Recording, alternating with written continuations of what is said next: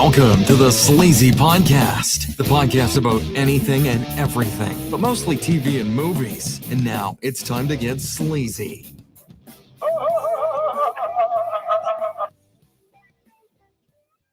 All right, we're back. Episode 191 of the world-renowned Sleazy Podcast. 191. Is your microphone off? Like, what's the deal there? Oh, yeah, it is. Oh. Sorry, I forgot we didn't have you last episode, so I had it turned off. Yeah. You Good, got Ned. Ned back off. Be all right. Yeah. Just mute him. It's Okay, we got you muted. appreciate it. I am your host, Sleazy, along with my other co-host, Mr. PBS. Hello. And of course, we missed you last episode. What are we without you, Robzilla? You'll be fine.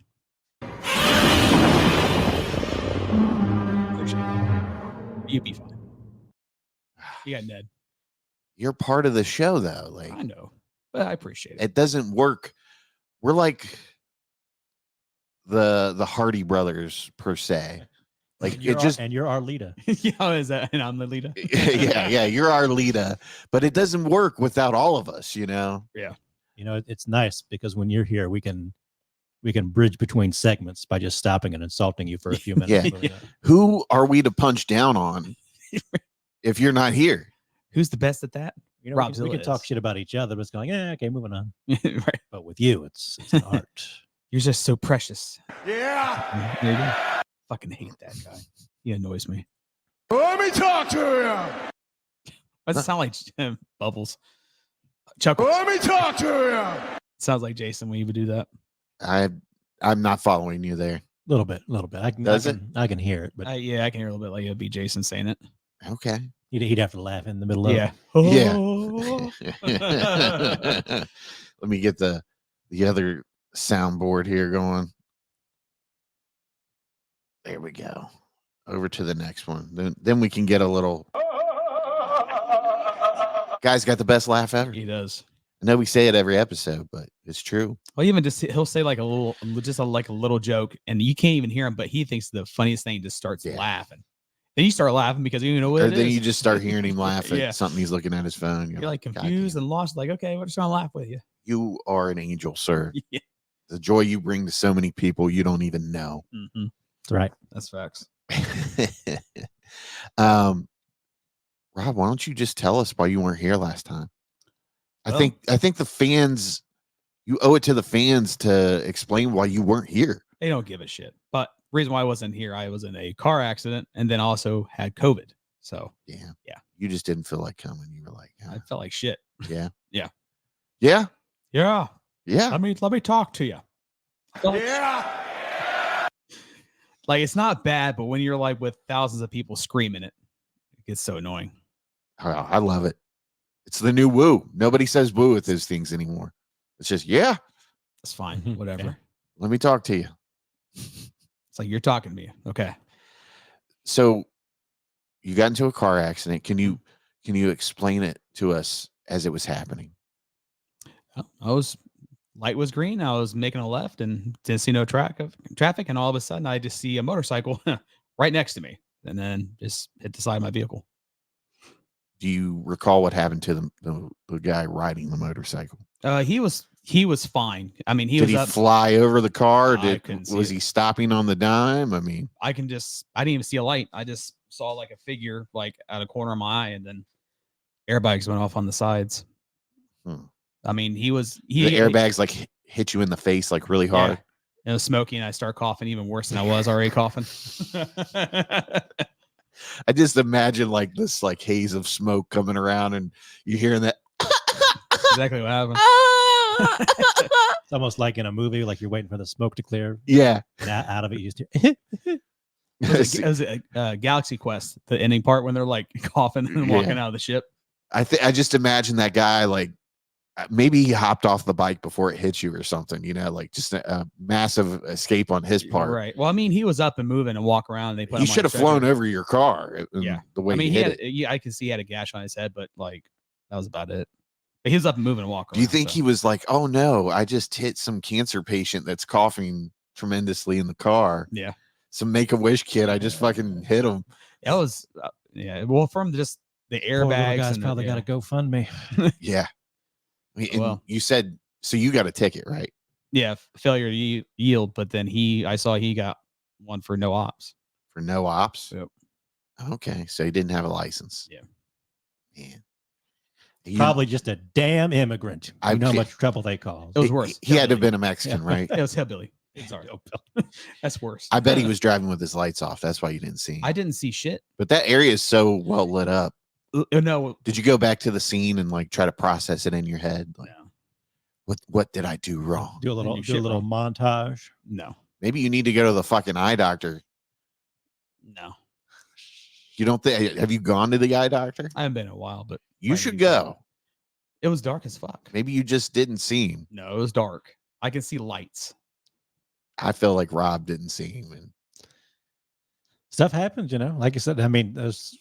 I've been in the car with Rob, and I'm like, "Hey, man, you might want to look at this real quick." Here. He just gets over and doesn't look. So I'm kind of about like, the road. See, Yeah. look at this real quick. "Yeah, What am I looking at? No, I mean, I'm all about motorcyclists being safe and all, but some of those guys like to speed through when they're not supposed to. So So you're 100% positive you didn't see any Oh, I lights. swear I'm a mom. You sure about that? You sure about that? You sure about that? I'm positive. Like I can know if I saw a light not to go. Okay, well, And then I saw traffic, but it was way further up. I was like, well, I got plenty I of time. believe that you think you didn't see a light. that's always the worst part too. Like when you get in an accident or something, and you're like, "Did I or did I not?" I can't. You know, Yeah, like you can't even process remember. it. Like Yeah. I don't even. Well, that and you're just so rattled by the Yeah. collision and stuff, and you're like, "Oh fuck, what did I do?" Well, I You're s- first I off, like, did I do something wrong? Was it my? Yeah. Did I really screw this up? I've heard the glass. And I was waiting for like something to hit my face. I was just waiting for blood. I was just waiting for blood to come out of my face. I just knew it. Where he's just like, I "Oh, went. Okay, I'm intact at least. well, I'm glad that you're okay, Yeah, I'm glad that you know. unscathed from the tragic accident." Yeah. It's sad to see the Chevy go, though. Yeah. It's all right. Did you get all that squared away? Yeah, I sent in the paperwork. Because I double checked on a couple questions. I was a little confused what they're asking, Yeah. but I just sent it in anyway. So Were you like, "Give me my fucking dollar bills"? I was just like, whatever. It's like just be done with this. So I can just be done with it. Yeah. Like, give me my money. I need a new car. This is America. I can't not have a car. This is America. Throwing some fucking rollerblades. All right. So real quick before we get the show started, I just want to take the time and shout out our sponsor, NerdKO or NerdCo, whichever you prefer. But shopnerdko.com, your home for all things nerdy, accessories, t-shirts, keychains, wallets, got it all for you. Hats too, but there's some cool shirts you can get there. You know, I am wearing the Homer shirt today, if you didn't notice that. But definitely some cool gear that you can get there. So if you get a chance, support the sponsor. If not, that is what it is. I've heard it's run by a real piece of garbage. So It is a real shady character. Real shady.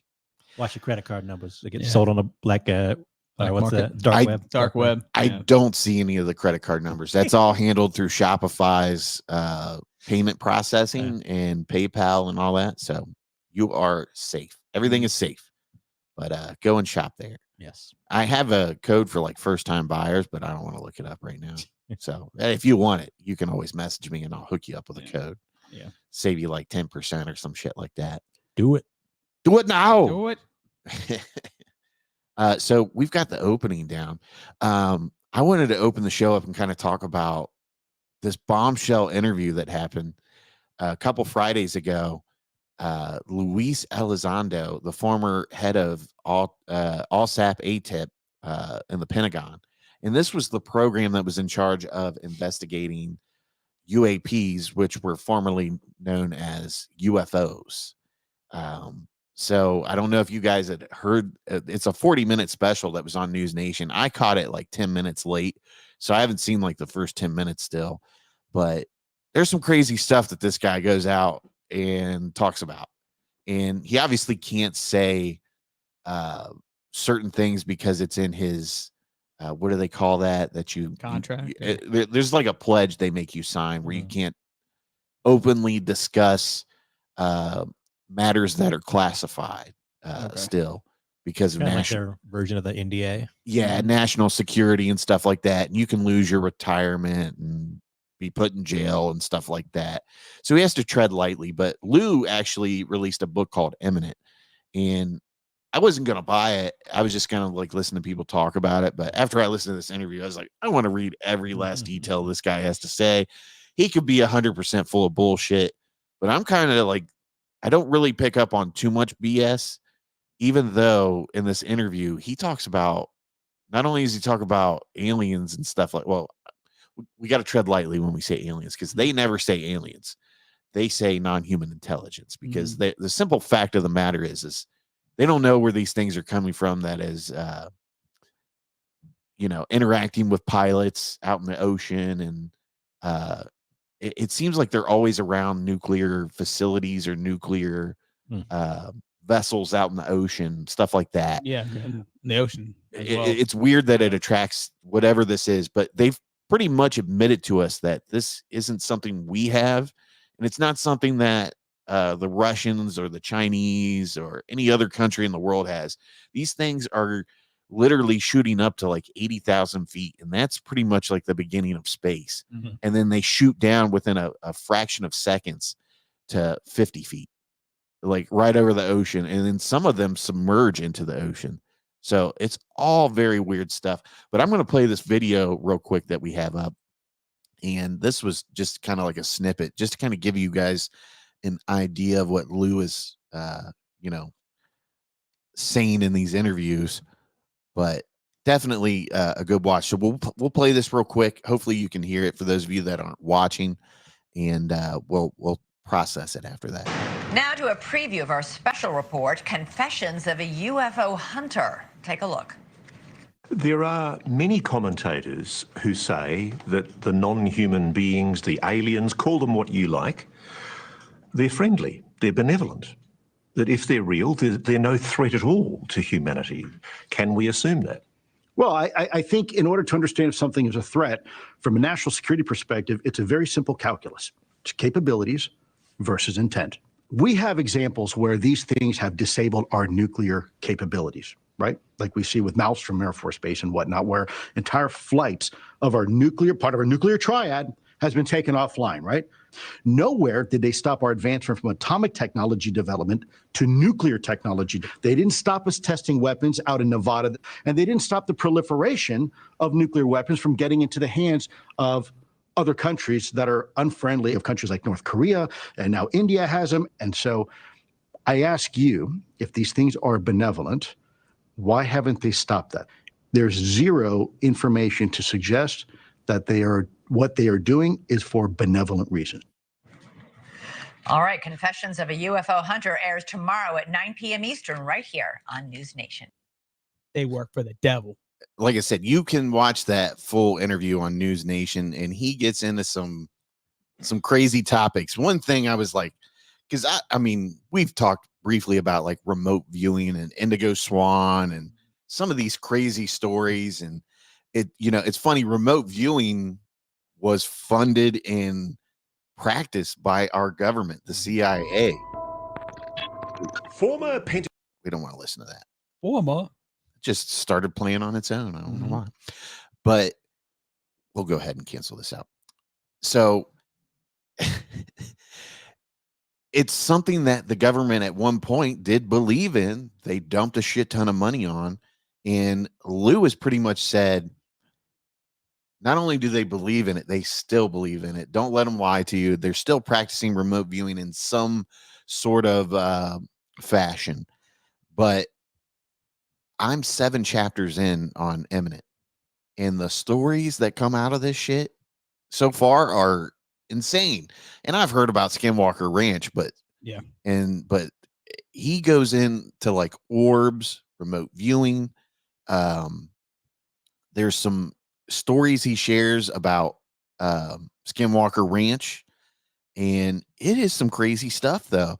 But Lou is flat out saying we are not alone. There's something else here, and it's been here for years.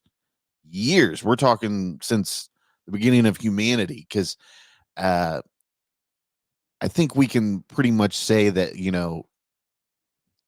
through the history, there's been documents of people seeing stuff in the sky. Now, whatever that is, who knows? But they often correlate it and try to explain it with religion. So, is it religion? Who knows? But it sounds like humanity is based a lot of religion off of certain events. And he gets into a little bit of that so far from what I've read in Imminent. But this stuff, man, this guy, I mean, obviously he's trying to make money off of the book nowadays, but this has been a 2-year process where the book had to be vetted through the Pentagon. And you can see, like, certain parts of the book, you can see where they've marked out certain wordings.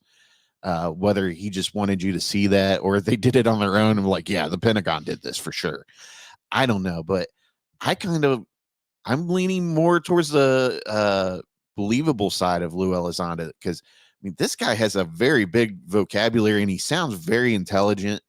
And I know the Pentagon has tried to say, oh, he never held these positions and yada, yada, yada. He's full of shit. We are not, even entertaining the idea of some of the things he's saying. But they have Ross Coulthart in particular and other people that are investigating Lou have other corroborating witnesses. And they are pretty much confirming, yes, Lou did run AATIP, AATIP, whatever you want to call it. Forgive me if I'm saying something wrong. I think Arrow now is the replacement for those programs, but they were pretty much ran off black money. And Harry Reid was a big senator that, helped secure the funds for this to be studied. But Lou Elizondo, man, some crazy shit. And I find him very believable and credible. And a lot of it, when I'm reading this book, a lot of it kind of lines up with the stuff that David Grush has been testifying and coming out and saying. So, I mean, what do you guys think after hearing this? Well, he had to work. I think with Robzilla's car was hit by an alien. Yeah. Very well. It could have been hit by an orb. That was no motorcyclist, Rob. This isn't Phantasm. That's why Like he the didn't tall have. man That's coming why he after didn't me. have a license. Well, You think he just got out and like morphed into like a motorcycle and a guy with a gash on his head? Like, see, I'm a real human. Was this Men in Black? The alien came out of his face. That's why Rob can't remember if he saw anything or not. Yeah. Yeah. Why don't you look at this red light here, buddy? Well, we've heard this exact same thing before. Like, oh, he's never worked here. Bullshit. The exact same thing with Bob Lazar. Well, it's funny, all this stuff. When you listen to these guys talk, all these guys, anybody that covers the UFO, UAP topic, they all, disclosure is the big word that you've heard for years. And now we're hearing catastrophic disclosure, where the government is not wanting to own up to some of these things. And they're saying, well, if you don't want to own up to it and disclose this to the public, we're just going to start releasing information. And it seems like this stuff is all on the timeline that people have been talking about the past few years. And a lot of people, in particular at the beginning of this year, they said by the end of this year, there's going to be a lot of shit that comes out. And, you're going to see the Pentagon trying to put the genie in the bottle, so to speak. And that's exactly, I think, what we're seeing. Every new person that comes out and testifies, they go, oh no, they weren't, they were never in charge of this. They didn't do this and that. Yeah. And then you find out that these investigative journalists, they go and they find other people that are able to testify and say, yeah, that I worked for that dude for several years. Like, so, and we all know the government doesn't lie, right? What? But it definitely seems like there's some kind of campaign here to kind of discredit these people. And I listened to, in that series, you see that Lou gave up his job and he was one of the highest paid members of, the Pentagon or whatever, as far as like civilian positions being held. Cause I think he was out of the military at that time, but Lou was, he served his country. I believe he was in the Army, but and he said he got recruited into remote viewing and all this other stuff. I mean, there are some crazy stories in there, But what do you think? You're the more skeptical person out of the three of us. I mean, his language in there is a little interesting about how his views on this are very like America centric. Like it's like, oh, if they were benevolent, they would have stopped North Korea from getting nuked. Well, how do we know that is exactly benevolence? I mean, maybe more nukes in some fashion, more people having them equals less chance of using them. Yeah. So maybe it is a benevolent thing. So that's his language is very USA centric. Yeah, and you can tell the guy is a patriot the way you hear him talk. Like everything he says is centered around you, the American people, and national security. Like those are the themes you get from him. And the guy takes pride in his service and the years that he did serve the country. And I really believe he feels like he's being patriotic by coming out and saying, this is something the American people need to know about, because if we do have these vehicles that they say, which that's another thing, he says there is a retrieval program and that we are in possession of things, and they have been trying to reverse engineer these crafts. But yeah, I mean, I think he really believes he's doing something patriotic and for you, the people, but I don't know. When I hear him talk, there's some things where I'm like, yeah, okay, dude, whatever. But I feel like for the most part, I feel like this is someone trying to be genuine to us. If not, he's a hell of an actor. Right. But I don't know. We'll see. But I took I've been sending you guys, like a snapshot of a page or two. I read this one page and I'd never heard this shit. And I thought I knew all the stories about Skinwalker Ranch, but see if I can get it into a position where I can read it. Here's just an excerpt from the book. 1970s often claimed to have been pursued and attacked by lights or orbs. Will Livingston, the team's medical consultant, had also studied a case of blue orbs that passed through a woman's body, causing her to become ill. At Skinwalker Ranch, 2 dogs owned by a rancher chased a blue orb into a field, only to vanish in a yip, leaving behind nothing but 2 grease spots on the sagebrush that contained remnants of the 2 dogs' biology, body fluid, blood, and small amounts of tissue. Literally all that was left of the poor creatures. To researchers, it looked as if the orbs had somehow vaporized the dogs, scorching nearby vegetation.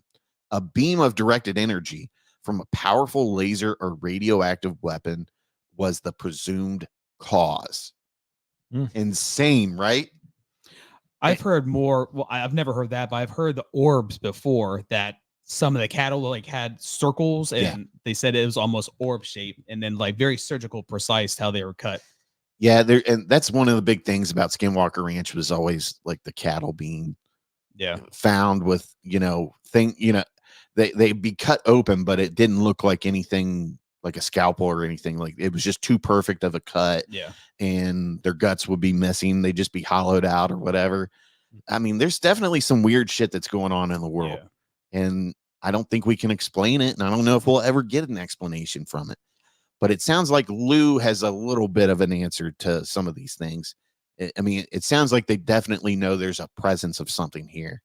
But what it is and where they come from, it doesn't sound like they know. But then again, I'm only on chapter 7 of this book. So there could be a whole nother bombshell that I haven't heard yet. But definitely interesting. And if you're into that stuff, or if you're just curious and want to learn about it, well, I say learn about it, but learn about what they're saying is happening and what they found through their investigations, definitely check it out. I got Imminent on sale for like $21.99 on Amazon. Which is $29.99 regularly. So it's not like it's super expensive book or anything like that. But I'm definitely interested in it, and it's holding my attention, and I'm wanting to read it every day so far. But definitely some spooky shit in there, dude. And I read something to you about Brazil. Yeah, I can't remember. I know it was about Brazil. Hold on, I'll find it. Well, and we've discussed this too. I think what's annoying to me is they discredit these fighter pilots about seeing shit. They're like, you don't know what you saw. I'm like, you don't understand. The guys that are flying $40 million planes don't know what they see. Yeah. I'm like, come on, dude. The guys that are under the most rigorous requirements for the military don't know what they're seeing. And it's not just one. It's multiple. Like the Tic Tac sighting with David something. I forget his name. But he's a Top Gun guy, pretty much. He was something, I forget. But he and his backseat pilot and then a couple other pilots all saw the same thing. They all chased it down. They all got dusted by it. So it's not just like, and you have visual eyesight, and then you have the cameras on the gunships that caught it, and then you have radar to back all that up. So it's not like the data isn't there. Right. They're definitely seeing something, and it's definitely toying with them. And then on top of that, we've got countless pilots that see shit up in the air, like commercially and stuff like that. So it's not just military that's seeing this. It's a little bit of everything. And I mean, people are catching this shit on their doorbell rings now. And there's all kinds of stuff that's coming out now that technology's advanced. And it's funny, back in the day, it'd be like, well, you must have just saw some shit. You didn't see it. You know, we want proof. And now we have proof. And people are like, well, how do you have a high definition camera and you're only catching a little light? And it's like, well, that's not how the camera works. So it's not that type of high speed camera that's going to catch every detail, and the lens isn't going to zoom away at something that's 100,000 feet away. So, I mean, and you hear these pilots too, like, I have no idea what the hell that is. They're terrified. Like, they're terrified. These are people that are trained to go to war and be in firefights in the air.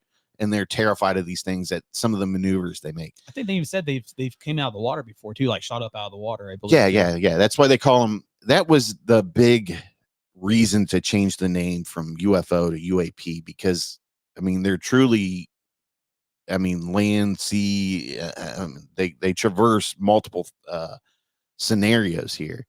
But this stuff is just crazy, and it really, obviously we're in the middle of an election season, so it's being overshadowed by Kamala Harris hasn't done an interview. Trump just made a commercial in Arlington Cemetery. What is going on, people? So obviously there's a lot that's kind of overshadowing this, but don't worry. Your boy Sleazy's here to kind of get it out and make sure you're listening to these things. But definitely check out the full interview. I think you can go on News Nation's YouTube channel and watch it all there. If not, you can probably catch it on demand, through YouTube TV or whatever your cable service is now. But I mean, some of this shit is just crazy. And here's one.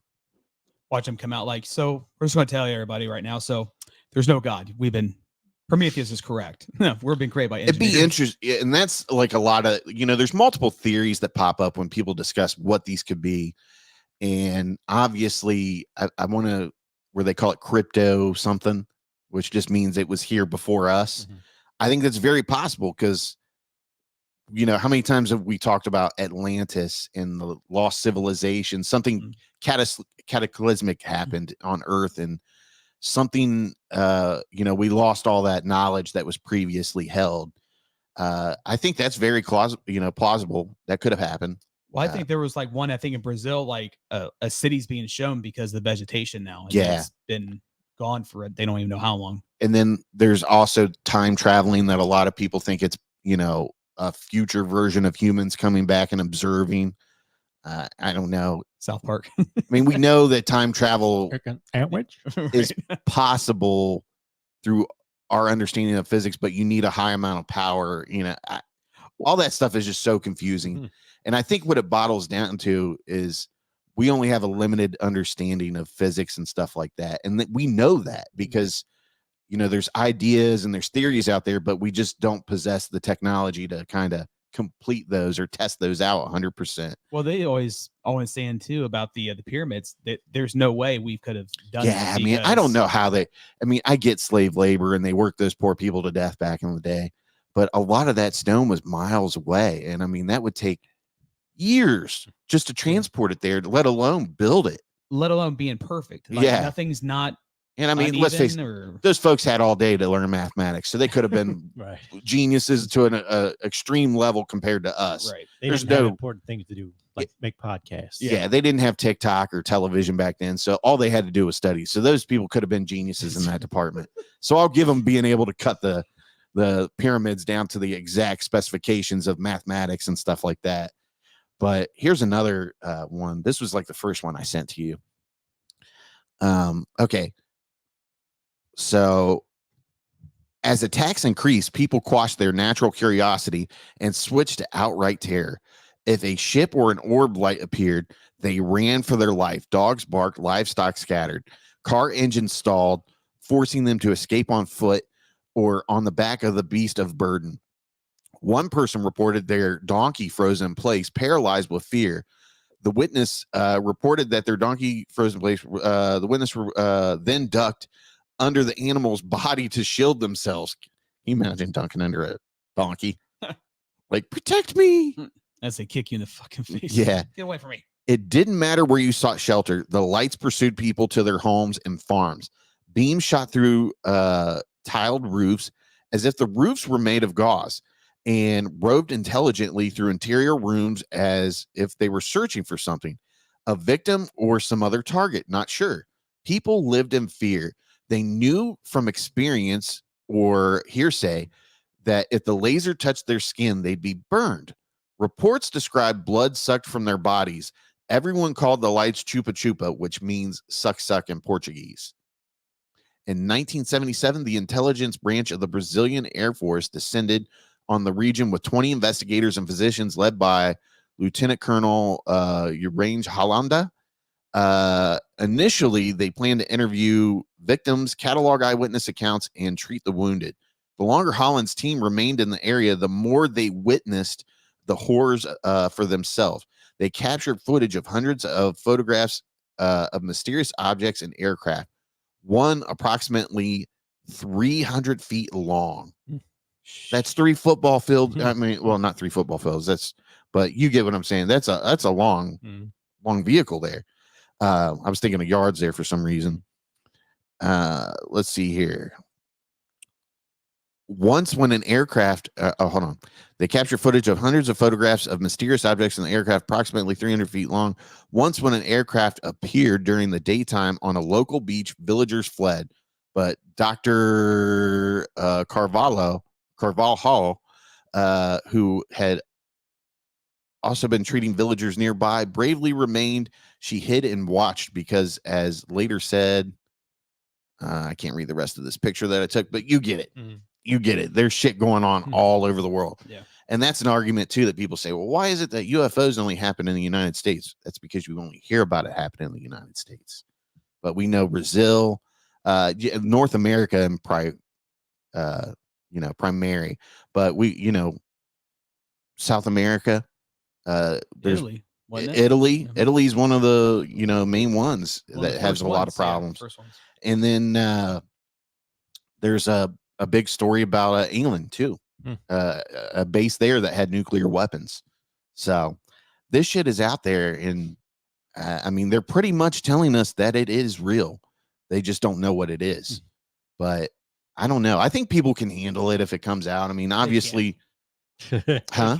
Well, here's the thing. If the government comes out right now and they say these things are real, they've been here forever, they're just going to equate it to some passage in the Bible. I mean, that's what these people already do. That's in the Vatican, I guess, has a stockpile of research, sightings, stuff like that. So I mean, it's not like this is just one person telling you. This is multiple people, multiple organizations around the world that have all investigated this. Supposedly, Russia has video from a gun camera in the 70s or something like that they caught in the air. So it's out there, man. And it sounds like a lot of people know a lot of shit, but it's just been concealed all these years through different organizations. And, it's like when we commissioned the atomic bomb, how many different small organizations all worked for that common goal, and they didn't know what they were exactly doing, but they built a fucking bomb without it leaking. So it's possible that they could have concealed a lot of this stuff through the years, but I don't know. And a PBS is looking at me like, you're so full of shit. I just want to see a movie about Catholics versus aliens now. Yeah, the That's probably Vatican, been made. We haven't found the it Pope, yet. Pope it knows how to stop like them from blowing up Washington. That would be so cool, actually. Like, I think we should pitch that to Netflix. right? Oh, they'll give it to you. Yeah, but we make it sort of a Dan Brown kind of thing, Da Vinci Code it a little bit. I think it works. Tom Hanks, Catholics versus aliens. yeah, definitely Catholics versus aliens. It's kind of like back in the day when Notre Dame played Miami, and they had it was like Catholics versus inmates or whatever. So yeah, that'd be kind of cool. Catholics versus aliens, starring Kevin Sorbo. Wouldn't that be cool if like they threw holy water on them and you were like, oh And they started shit, screaming. like the alien burns, like they're really demonic. And that's, well, it'd be like signs they're allergic to water, basically. I forgot to mention this, but right off the bat in Imminent, Lou Elizondo talks about there being there's a certain amount of people in high positions in the Pentagon and the government in specific that are very religious, and they at all costs block any research to this. And like anytime they needed more funding to kind of, hire a scientist or something of that nature to kind of look into certain things, they were met with, no, these are demonic. We need to stay away from it. You need Jesus. And that makes you wonder, like, how much research have people blocked in the name of religion that could have benefited humanity to some kind? Yeah. So, oh God, these religious fucks, man, they're gonna ruin it for all of us. They are ruin everything because they have that great promise, heaven and all this other stuff, which is fine if you believe in it, but just don't stop us from progressing as a species. But enough of that. Just go home and read the good book. That's all you gotta do. Read the good book. Yeah. Read the good book. Could do that if it comforts you. More power to you. Need to make that a TikTok series. Robzilla reads the good book. Yeah. Robzilla reads the good book. That would be funny. Is it just me, or Chapter you guys? 1, verse 1, get fucked. Have you guys had a large amount of like people like preaching on TikTok lately on live? Jesus Christ. And it shows up all the time. And I feel like whenever I put like not interested, 5 more of these fucks show up. And it's all the same thing. Like, talk to me about the Bible. And they just sit there and wait for somebody to shit on them. But I do like that because I do follow one. He's like atheist. He's like, he just burns him about the Bible. He's like, no, you're just talking crazy. Yeah. The one guy that studies theology. Yeah. He's very, very, very intelligent. I love how he breaks it down. He's like, nowhere in this passage does it talk about anything that you are claiming. And he's like, maybe you should read the Bible again. Yeah. People get so pissed. They're like, well, you haven't read it. He's like, trust me, I've read it. Yeah. You haven't.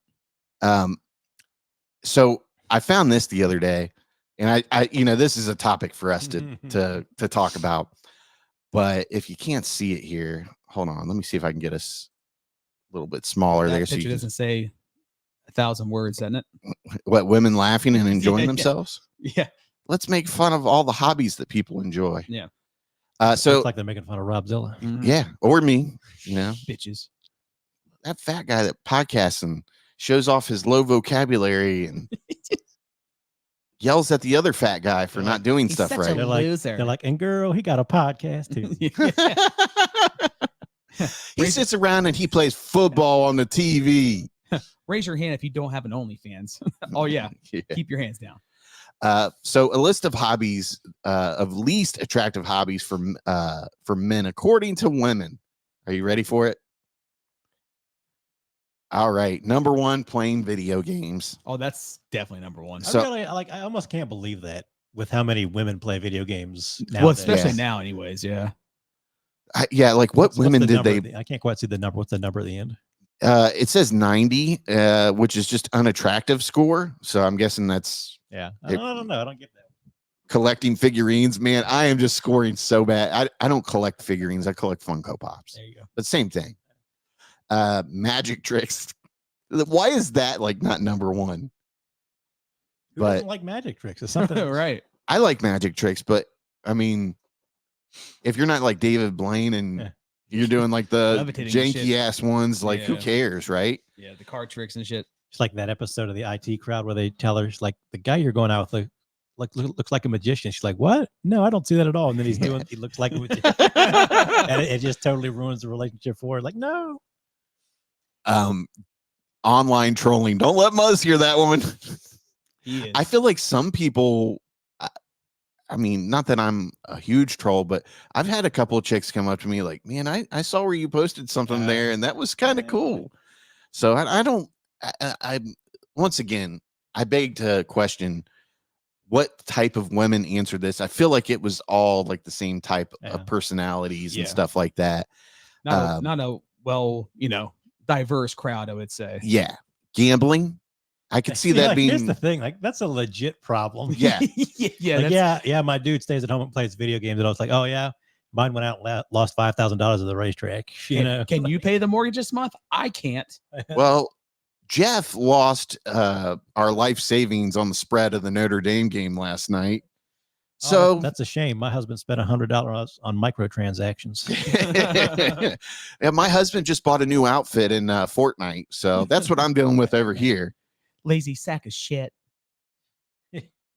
Sounds like National Lampoon's Vegas Vacation. I lost our life savings. Next up, building model trains. Okay, I could see where that's not attractive to a lady at all.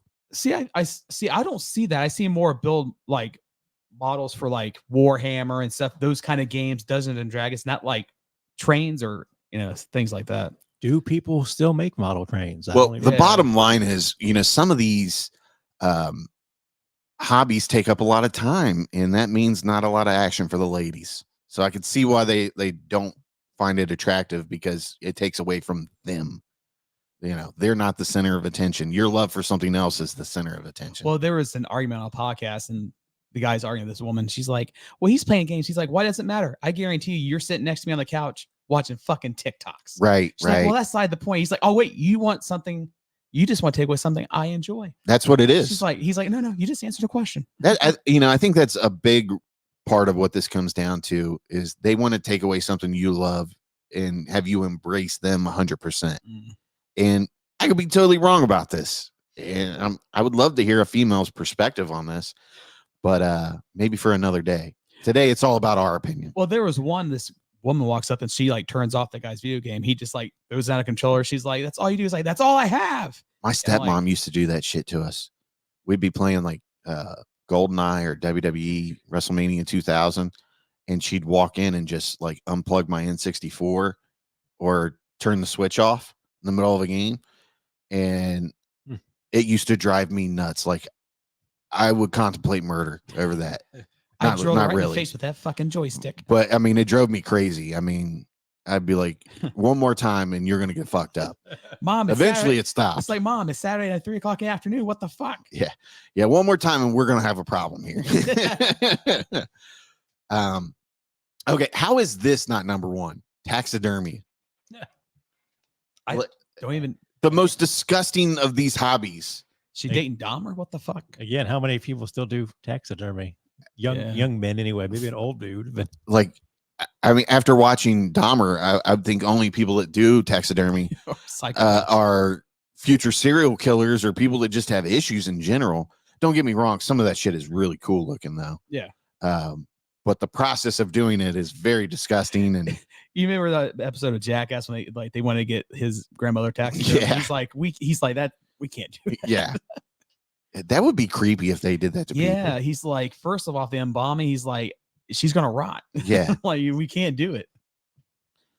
It's amazing that they can do it to animals, though. I mean, I guess you're just putting the fur on there, but still, it's creepy. Yeah.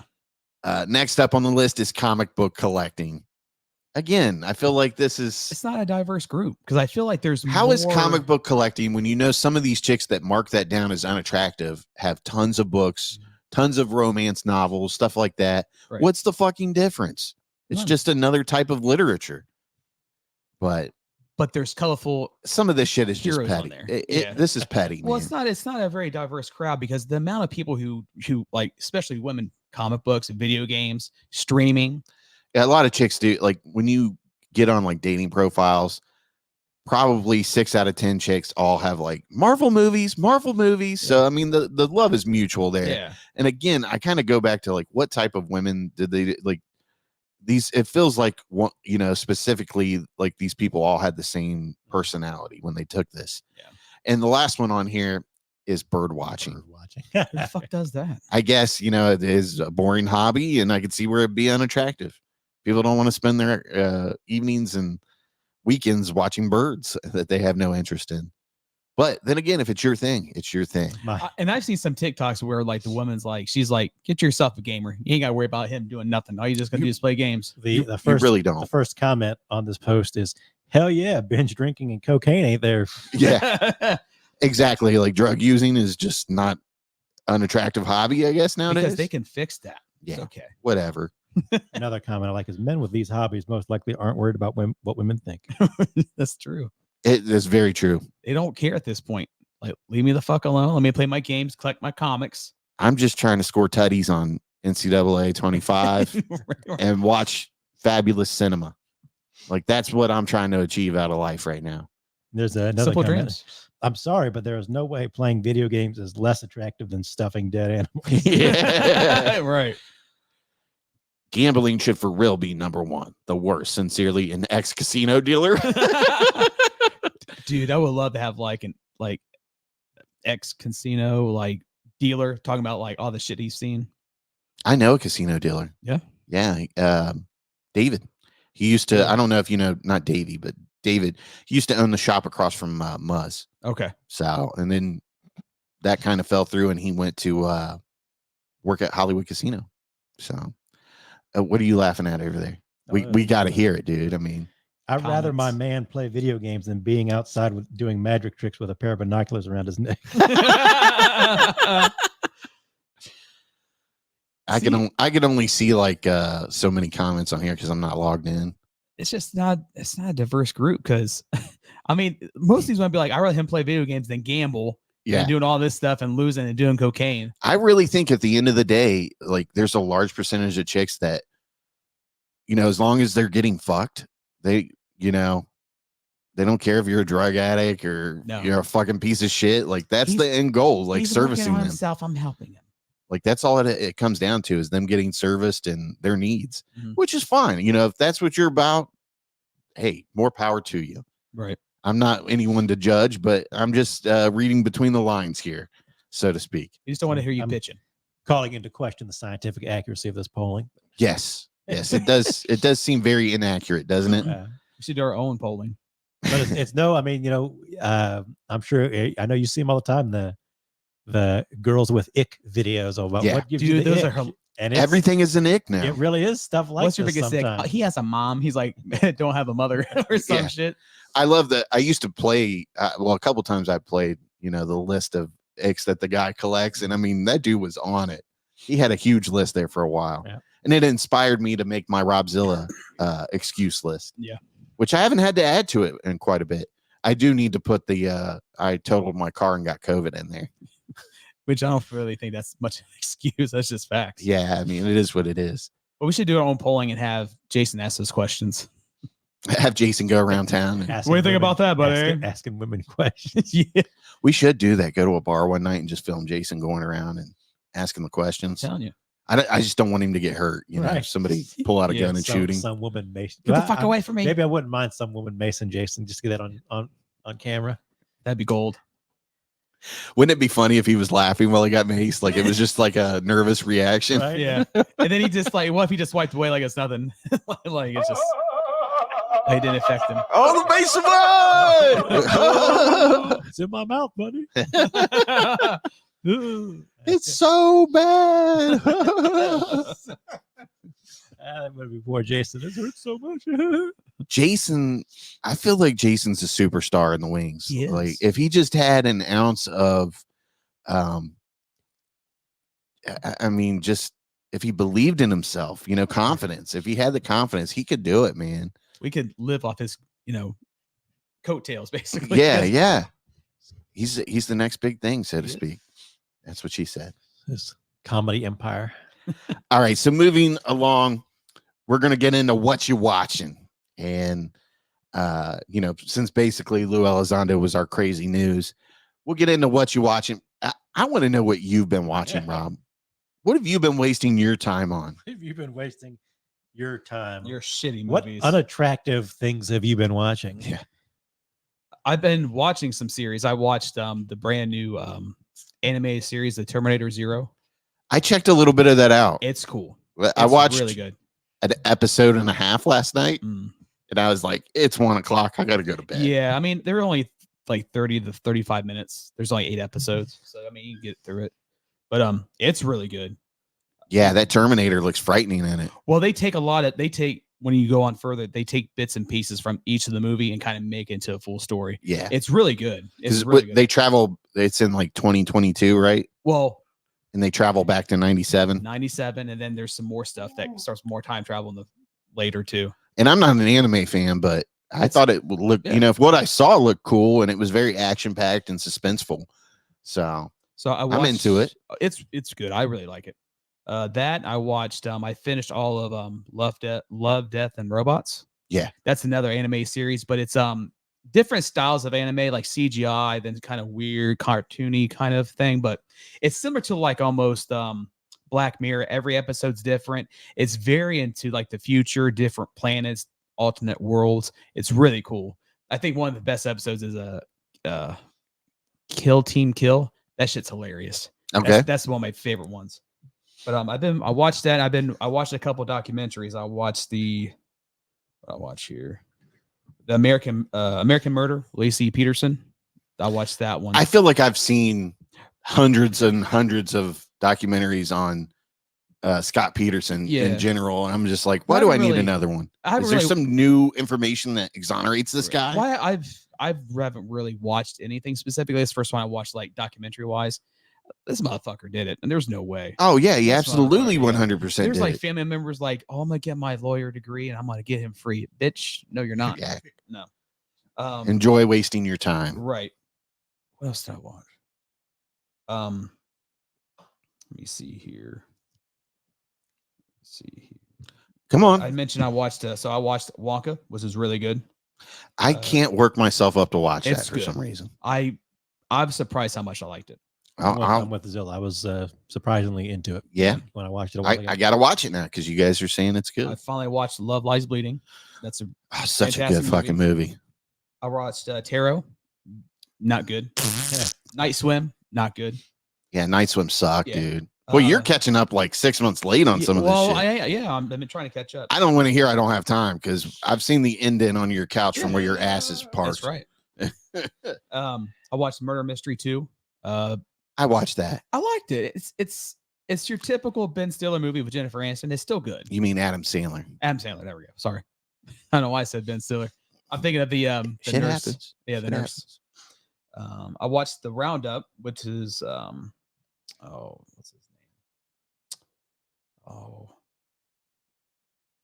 the guy from Train to Busan. Okay, so no one needs to know about this. So him. So his movie called The Roundup, which is pretty good.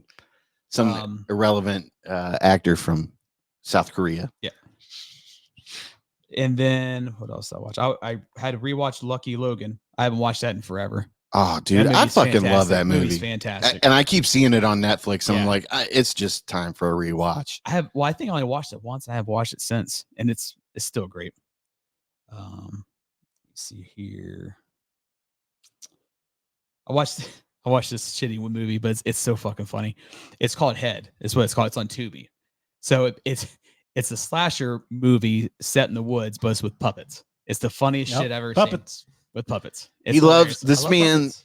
This man loves some fucking puppets. Like he saw puppets and he was in. Robzilla doesn't send many like videos anymore, but if you get one, you bet your fucking bottom dollar that it's a fucking puppet, like Elmo getting beat up or screaming cuss words. It's funny to me, man. I'm sorry. I watched Bodies finally. That's decent. It's not bad. I really like Pete Davidson in this movie, actually. Mm-hmm. And of course, we're going to talk about the movie we're going to talk about here, Alien Romulus. So I'll watch that, and then just random bullshit on Tubi. Just random bullshit on Tubi. Yeah. Oh, I'm sorry. I also watched The Worst Ex Ever on Netflix. How was that? Some of that shit's fucking wild. I saw like I was reading the little blurb for it, and some of them were like, you know, plotting to murder their people and stuff like that. Yeah, it looks interesting. It's wild.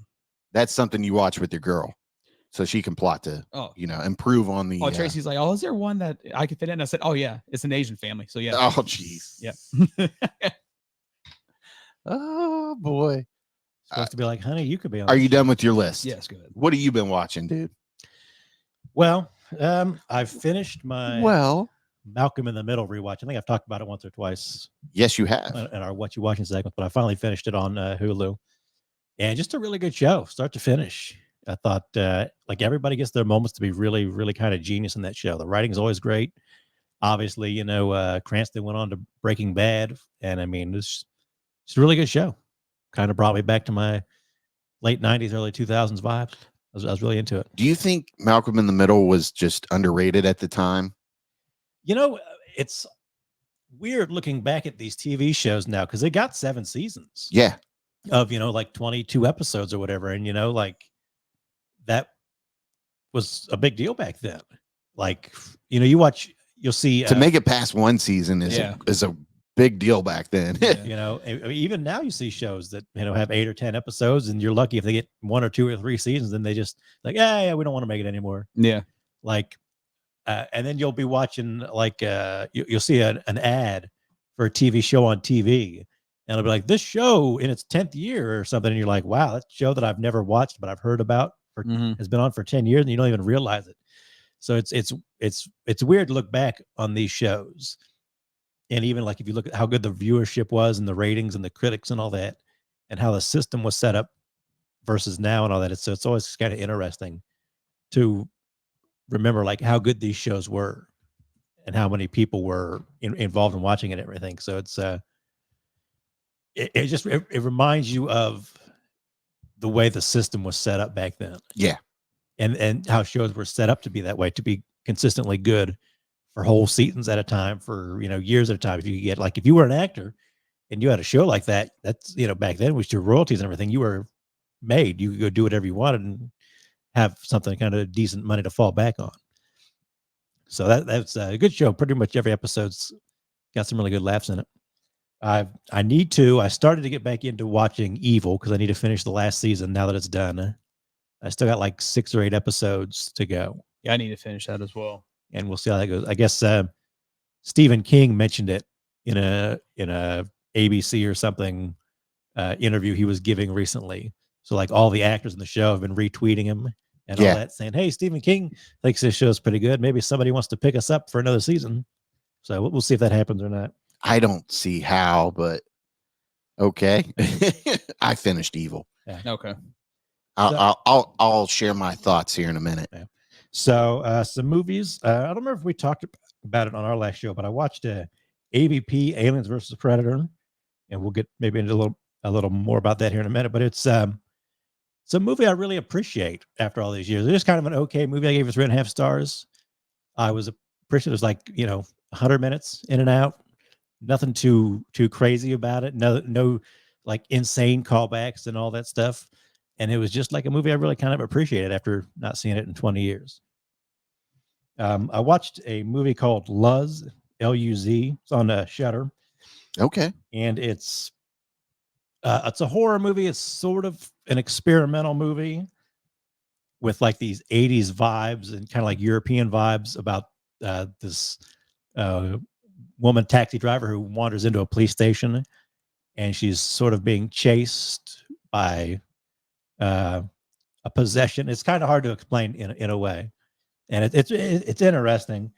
But the reason I watched it is because it's directed by Tillman Singer, who's directed Cuckoo. Okay, which I want to check out Cuckoo soon, and that's his first movie. And his first movie, it's kind of, he did it while he was still in college, so it was kind of like a film project more than a movie in a way.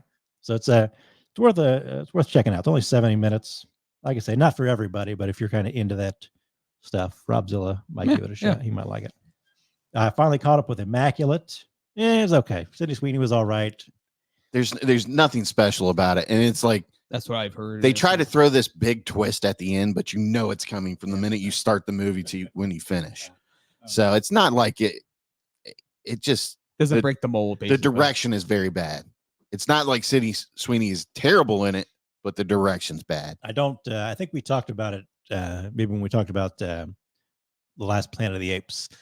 Like I'm watching it and I'm like, is this my problem or the movie's problem? Am I just not in the mood to watch this movie, or is the movie just not capturing my attention? So that might be one to revisit in a few years. Did the cell phone like pop up in front of your face a couple of times? Like maybe once or twice. But I, like I said, I was trying to especially when I am not feeling it, I really try to put the phone away. Like I really want to pay attention. I got to figure out, is this movie not for me, or is it me that's the problem? And that's how I felt watching The Watchers last night. Yeah.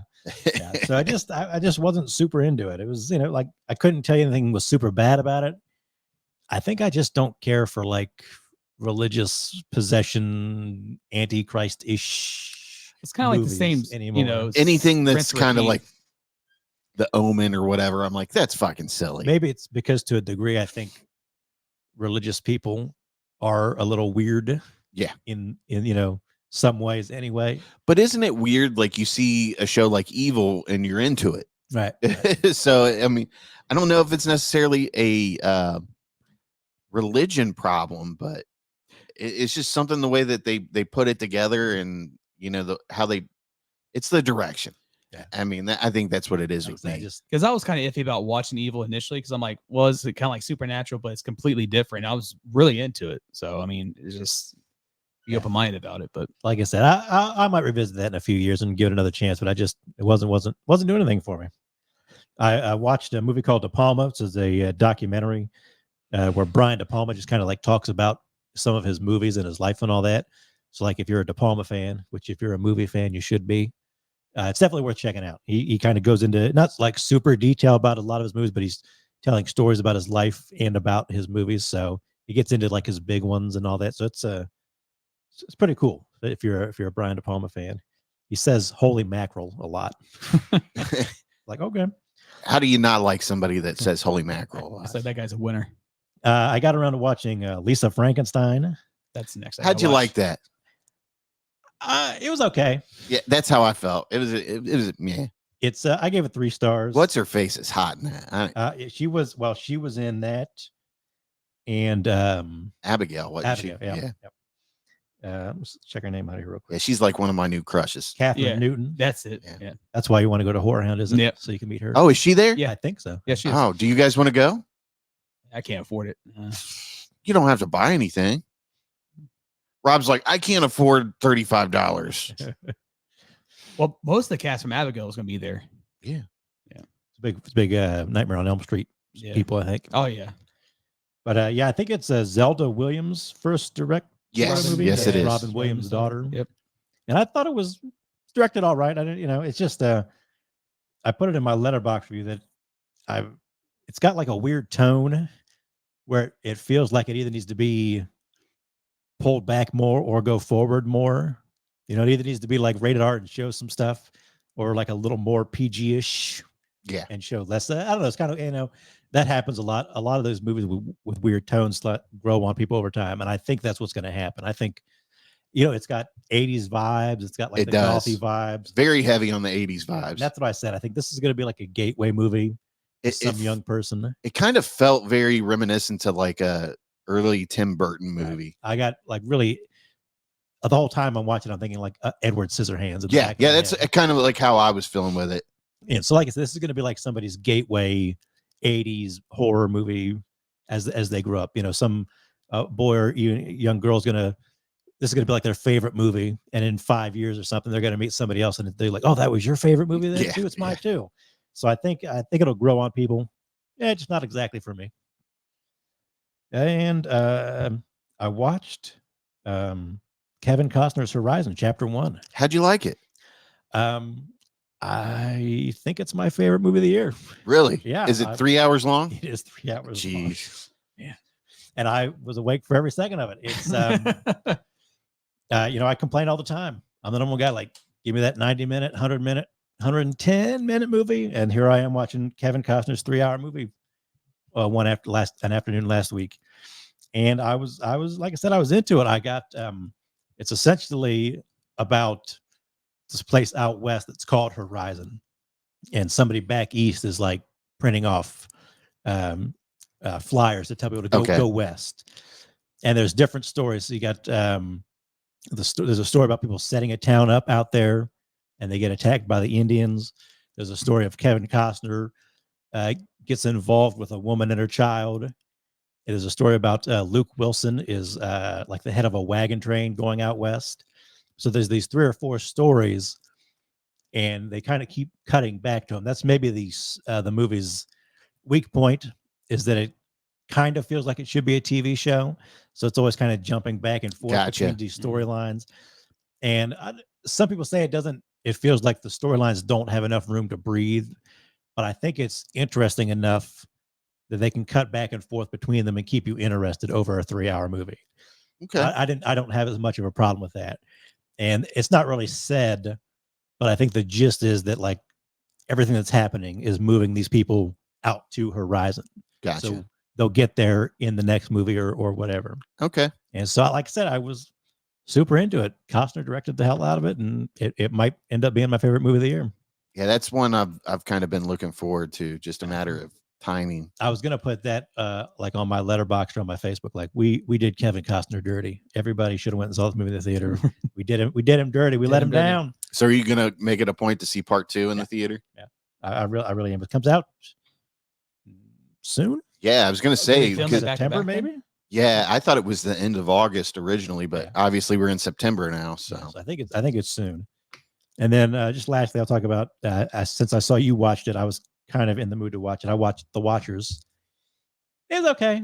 That's on HBO Max. I think I liked it a little better than you did, but it's look up her name. It's M. Night's daughter's first movie. Yeah, bro. I watched The Watchers and Shauna Night Shyamalan. I wanted to like it. I feel like there's a good movie in there, but it fucking sucked. It was goofy. And like the whole time I'm like, so this girl, she has to take this bird to another town. Yeah, somebody's buying it, right? Right. And her car stalls out or something, and then she walks into the woods, and then she's in like some different dimension or something. I mean, magical woods. Yeah, I mean, it's very interesting, but then some of these performances, like she ends up running and finds she sees a lady out there, and she follows the lady, and eventually she comes to the conclusion she needs to go in this place and listen to these people. But there's this little building out in the middle of this magical woods, and this lady just talks so fucking weird, like she's so out of place that the minute she's introduced, you automatically know that there's something up with that character. Like that's the twist right there.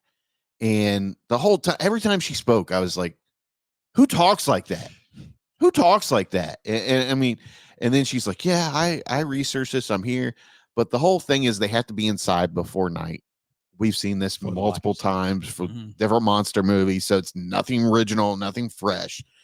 And they have to stand in front of this like two-way mirror, kind of, that's the window to the outside. And these creatures, whatever they are, they watch them and they mimic them and kind of become them. And I'm totally spoiling this, but I don't care. I don't think anybody else is going to care because it's not that great of a movie. And the only reason why this got made was probably because of M. Night Shyamalan. Yeah. Other than that, this is kind of like some cheesy ass fucking CW made for TV movie. Even it's Dakota Fanning in it. Yeah, Dakota Fanning's in it. She's not terrible in it, but she's not great. And I mean, to be honest, she should probably be displaying a little bit better chops, than what she did. But then again, you can polish a turd up all you want. At the end of the day, it's still a turd. I gave it 2 stars. I mean, it's slightly below average for me. Like there's times where you're interested in it and then some stupid shit happens and you're like, really? Like what is the point of this then? And I just couldn't get behind it. Like I struggled to stay attentive. And then when something dumb happens, it makes my attention less, like I'm less attentive to the story now because it's just stupid. But it just felt like a very bad M. Night Shyamalan movie is what I'll say. And I mean, kudos for her. She got a movie made, whether she got it made through a little bit of help from her dad or whatever. It is what it is, but it's not that good. It's just not that good. I didn't dislike it that much, but yeah, it was okay. There were parts where I was like, what the fuck? Who approved this to be written into the movie? My biggest problem with it is, I put this in my letterbox review. The movie is about Irish folklore, which is there's a ton of stuff to mine there to make good movies. Yeah, but it's absolutely. about Irish folklore and trauma. Yeah, and boy, am I just tired of movies about trauma. I really am. I'm tired of people crying. Give me movies about people killing you in your nightmares. Listen, and people with machetes in the woods. Yeah.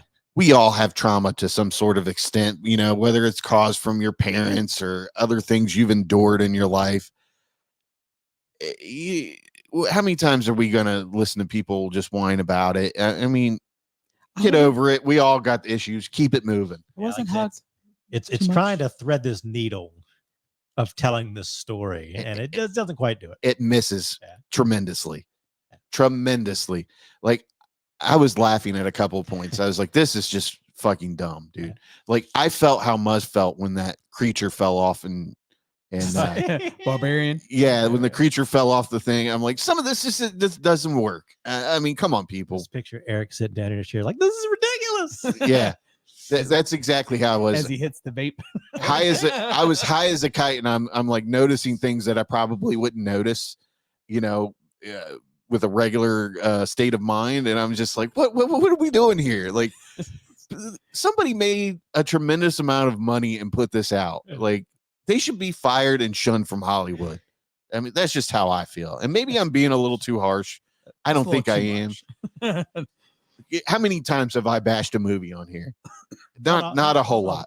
Not a whole lot. So when I'm telling you it's bad, it's bad. It's bad, people. But that was one thing I watched. I've been catching up on Rick and Morty. I need to do that. Hello, Richard. I'm just I think I'm kind of like burned out right now, and I just want something stupid to entertain me every night. And that's what it is, man. I fucking love that show. And kind of what Malcolm in the Middle was for me. It's just like a funny show to watch. I just need to decompress with, the last show and, trying to get things together just and all like that. In general, I just want to laugh some stupid shit. Yeah.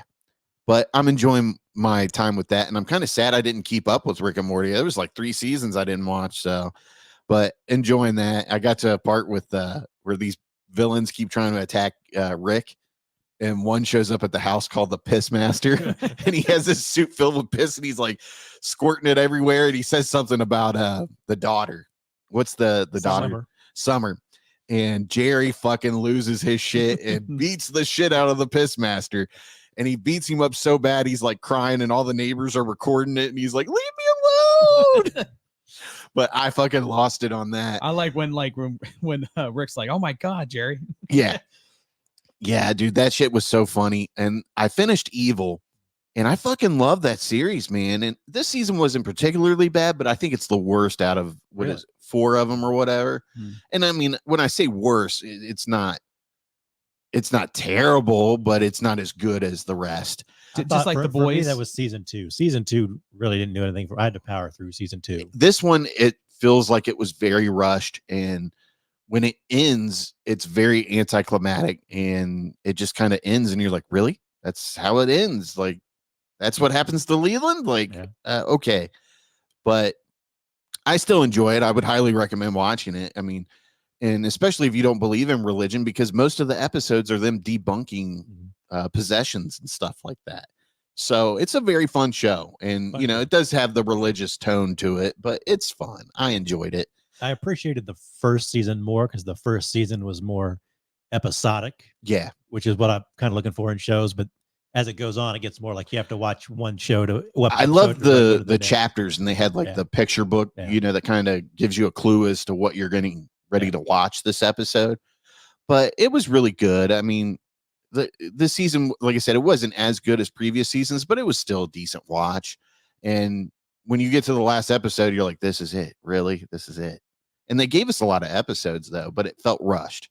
So that's kind of where I'm at with Evil, but still decent. And, like I said, I still highly recommend it. So watch that. What else did I watch? I'm watching a little bit of the HBO well, not HBO, but Max's football show. What is that? Last Hard Chance- Knocks. Oh, Hard Knocks. Hard Knocks is on, so I've been watching that. What team is it? On Hard Knocks? Oh, the Chicago Bears. Okay. Yeah, so you get to see a little bit of that. And then I rewatched a bunch of Alien movies too. So I rewatched Alien versus Predator, and I think I might have said that on the last show. And I rewatched Alien versus Predator, or not Romulus. What is it? Requiem. I want to rewatch that one. But Yeah, people it's say- not people as say that's good. like the weakest one. Yeah, it's definitely the weakest It's one. still fun though. It's that early 2000s Yeah. kind of vibe that's to it. another one like AVP. I haven't seen that one since I saw it in the theater back in 2007. Yeah, Alien versus Predator is a decent fucking movie. I don't care what anybody says. And then I watched Alien 4 to kind of get ready to go see Alien Romulus. And Alien 4 was a lot better than Alien 3, but it was cheesy as fuck though. Yeah, I still love Resurrection. I mean, it's good, but it's cheesy as fuck. Yeah. I mean, But it's a got- good cheesy. Yeah. the very 90s. Yeah. Yeah, definitely is. Which brings us to our last segment, Alien motherfucking Romulus. So I had a lot of fun watching it. I enjoyed it, man. Fede Alvarez is good, man. He is good.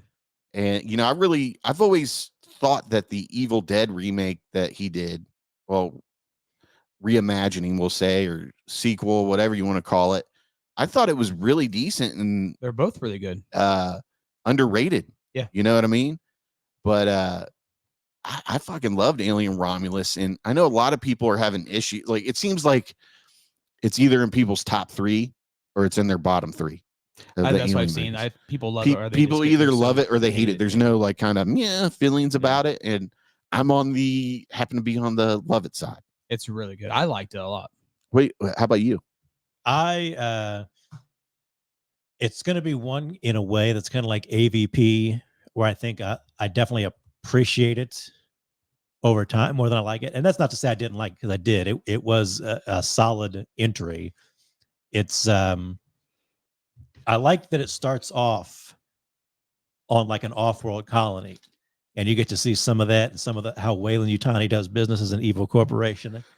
And that's sort of, Wayland is just like a slave owning fucking exactly what they are. and that's sort of the best, or the most interesting, I should say, not the best, but the most interesting part of the movie is that stuff that we've never seen before. I've been saying for a while, like, I want to see like a Weyland-Yutani movie. I want to see like a movie about like some lawyer at Weyland-Yutani who realizes they're doing all this evil shit, and then like gets fed to an alien or something. You know, that's like the alien's just like the very end or something. Listen, sir, either you're going to defend us or you're going to have to go in this room with this xenomorph. Yeah. Right. So I'd really like to see something like that. But I appreciate it. How long is it? I kept meaning to check the It's runtime. like It's like 2 hours. yeah, it's almost. But it It's like felt- 118. It felt like a nice pace. And like I said, I appreciate that it was kind of set up like an action horror movie. They're like, all right, we got to get on the ship. Here's what we're going to do. We've got this amount of time until this happens, and we got to be off the ship. It was kind of like an alien heist movie almost. It felt like a very well blended Alien and Aliens, even though I know it's the Even- middle part of that, but it had that feel of the survival horror with a little bit of action of Aliens to it. Even though the heist went terribly wrong, Right. like right from the get-go, there was no getting out with whatever they wanted. But it does nice things, like it sets up early, like how gravity works on the ship. Yeah. To the point where like when it plays a part later in the movie, like, you know, it will. You understand what's going on. There's a part in particular where the gravity hits, and let's just say there's some acid blood, and I was just like in the theater, I was like, oh my god, what's gonna happen? It's awesome. Yeah, there's some really fun parts in this movie, and I feel like the complaints that people have are kind of petty. Mhm. Like the CGI on the original Android. I I want to get your point on this, because you are the you really enjoy the modern effects of the original films and stuff like that.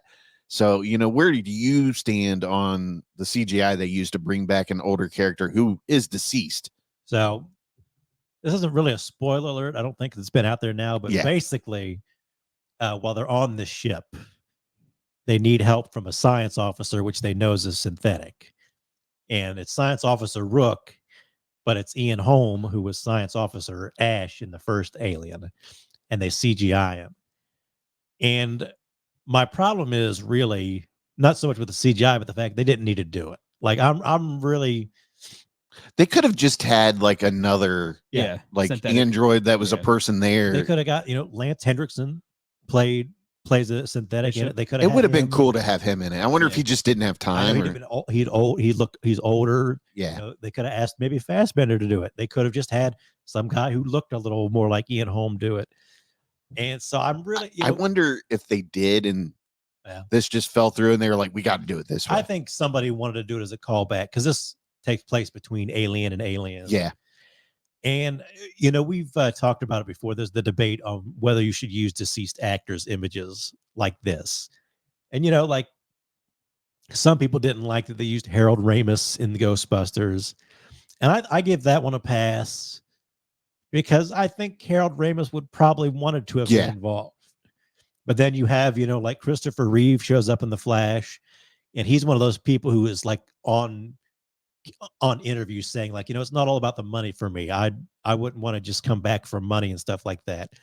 And so he's not around to ask if he'd be cool with that. So that's something. And then we get to Ian Holm, like supposedly his family was cool with it and all that. That's what I heard, that his family kind of encouraged it when they asked. So on the one hand, like I'm not upset about it or anything, but they just really didn't need to do it. Yeah. It's just distracting. They could have just had anybody else play the role as a synthetic science officer. I didn't think it looked terrible, and it wasn't like a deal breaker for me. Right. I was just like, oh, okay. Yeah. Well, there's certain parts that it looked really good. Then there's some that looked there was a really couple shitty. And I just kind of take that as to, him being all fucked up to begin with. Right, yeah. But I feel like it's a little petty to say like that ruined the entire movie for you, because he's only in it for, 5 or 10 minutes. I mean, when you break it down, I think the only thing with me is like there's a couple of scenes with the face huggers where they look kind of like they look a little flimsy. Yeah. But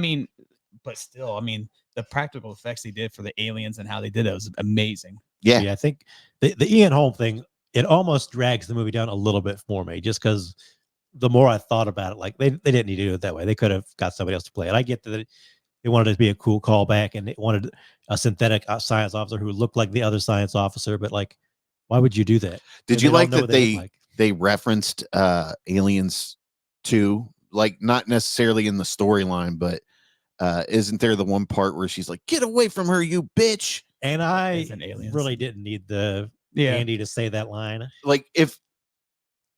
Why did we need it if it's in between 1 and 2? You could have just said, "Get away from her." Yeah, and we would have realized. Like, I guess it's there to appease the Aliens fans that are there to see it. It didn't really like degrade the movie for me, but I was like, oh, alien shout out there. Again, didn't quite need it. It would have been like.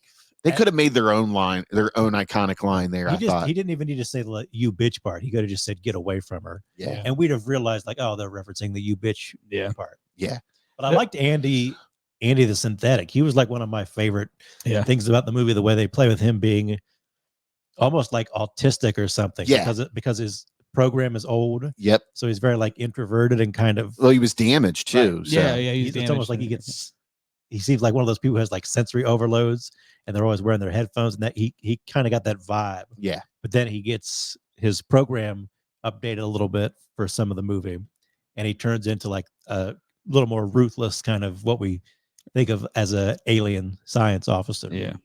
Yeah. He was like, fuck you guys. Well, there's a couple parts with him, like, he's a synthetic and like, he's super strong, but then like you push him over and motherfucker's got reset and he's like starts shaking. You're like, come on, dude. Come on. I enjoyed it. I thought that was a good part of the movie. Yeah. And it definitely aided in the the story overall. But I mean, I really enjoyed it because a lot of times when movies, franchises in particular, when they're revisited in the future, they want to make it fancier and show off the power of today's technology and CGI. And in this, they went old school, the same, setup. Apple style computers, scrolling words across the screen. It wasn't like there was this leap in technology and you're like kind of like, well, how did they have that when they didn't have that in the third movie? Yeah, I appreciate that analog sort of retro future feel. I really appreciated that they kept it in the same environment as far as the technology and all that went. Like that was really cool, and it puts you in that Alien and Aliens vibe. Yeah. So you were already like hip to it when it started. You're like, yeah, this is gonna be a good one. But man, I had fun. It was very good. And it's not like terribly scary or anything like that. Like, well, it's Alien and Aliens was for me as a kid. Yeah. Well, I mean, like you've seen it in the trailers too. Like these space huggers are fucking aggressive. Yeah. Like they're just like ready, just attacking. So I really like that. It was a different pace. When it got on the one dude, I was like, oh, he's gone. Yeah. You see the little mouth. Like, you know, they kind of fucked up in they show too much in these trailers nowadays. Yeah, that's the problem. I've always said that. Because there's a cool part where they find this like it's like an x-ray scanner wand, and in the trailer they show us one of the girl, you know, she's like has it up on her back and you can see the face hugger, you know, alien in there. The xenomorph is, you know, getting ready to come out. But like I don't know why they needed to show that, because I mean that right there just tells us that character is going to get iced. But not that we don't know that anyway. Yeah. Yeah, I think we kind of figured that, you know, the main antagonist is the only one that's getting out of this or whatever. But like I said, there's small complaints. You know, there's some things that really keep it from being a really phenomenal movie. But it's a super fun, super intense movie. And there's some scenes in there that they really got creative with the gravity and stuff like that. And I appreciate what he tried to do here. You know, I mean, it was fan service, definitely. And I know some people, you know, are against fan service and they want you to kind of take it and do your own thing. But I had fun with it, and that's all I can ask at the end of the day. I was entertained. Tell you what, there's nothing better than hearing that pulse rifle, isn't it? Yeah. Man, this is so amazing. Yeah, I think I'm happy with it. It doesn't really add anything, I think, to like the alien mythos or anything like that. No. But as sort of just like it's just like a straightforward alien movie. Yeah. And that's fine. I'm not asking for anything. Right. And that's kind of what I mean when I said earlier that I appreciate it more than I liked it. I think it's not trying to take a big swing and big miss or anything. It's just like it's just an alien movie. Well, they do tie to Prometheus and stuff, which I really enjoyed. That, you know, they keep it in that universe. They keep it going with here. And here's my biggest applause to him is that they went back to the horror route. Yeah. And like that is what makes Alien so great. You know, the tense scenes where they don't know that the xenomorph is right there and it's right behind them and you can see it and it just tenses you up. That's like classic move. And you see something moving in the back. You're like, yeah. And I mean, he did a really good job, like blending his style of horror into it. And I really appreciated what Fede Alvarez did. I know that he's came out and said that he would like to come and do like an Alien versus Predator movie. Oh, that would be so fucking cool. Oh, it'd be really good. I just want a good Predator movie. Yeah. I mean, Prey was good, but I want that action. Well, I think they're filming a new one. It's called Badlands. Supposedly. Yeah, supposedly. Rumor is. Supposedly. You know, I don't know how I feel. Like, I don't know how I feel about the going back in the past again with aliens. Or not aliens, predators.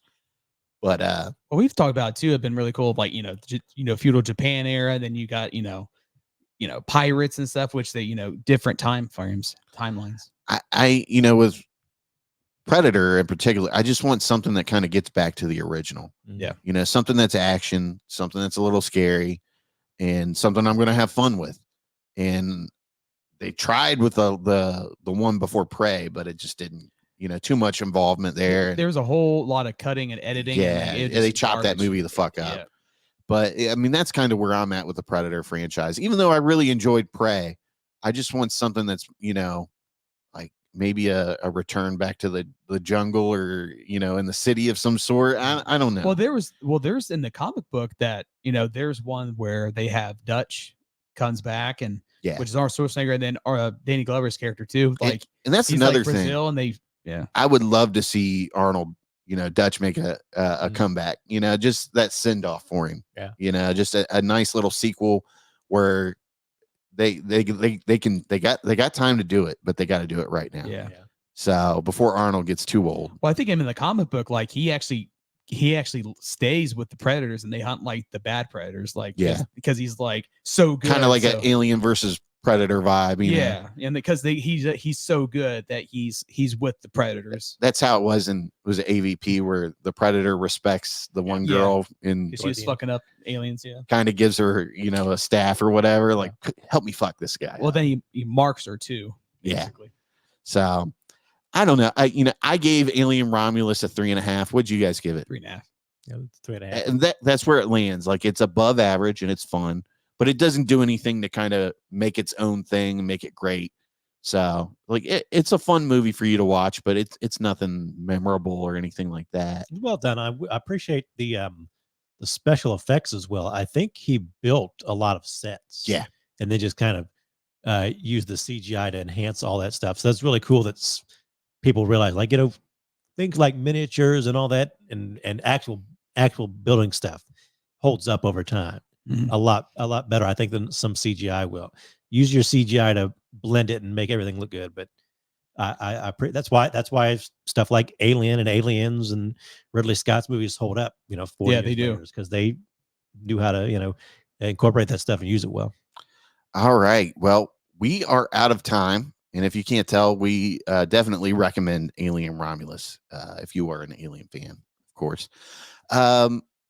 So that's all we have for episode 191 of the Sleazy Podcast. My call to action, as always, is to share the show with one person, and from there we'll get another person to listen or watch. And if you could, make sure you subscribe to us on YouTube, TikTok, Twitter, X, Facebook, whatever. We're on all of them. And, we're on Instagram too.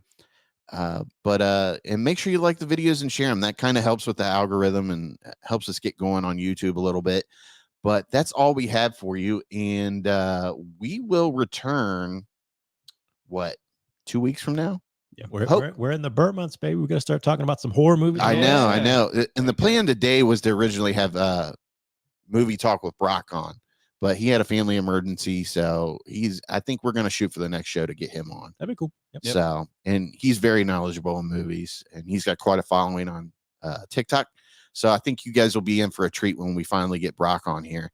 But that's all we have for you now. And as always, keep it sleazy. Thanks for listening to the Sleazy Podcast. Make sure you hit the subscribe button and remember, listen to Sleazy.